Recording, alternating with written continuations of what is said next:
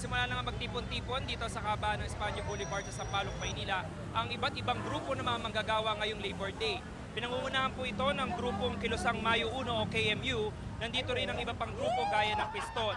Dala-dala nila ang mga karatula na may panawagan ng pagpapataas sa sahod ng mga manggagawa at pagpapababa sa presyo ng mga pamunahing bilihin. Ayon kay Piston National President Modi Floranda, sa kanilang sektor ng transportasyon ay patuloy nilang panawagan ang pagpapababa sa presyo ng mga produktong petrolyo at pagtatanggal sa excise tax at VAT sa langis. Sinusulong din nila na itaas ang minimum wage sa mga manggagawa sa 1,200 pesos. Halagang nakabubuhay anya para sa mga mamayang Pilipino. Ngayong araw ay pandaigdigang araw ng mga manggagawa.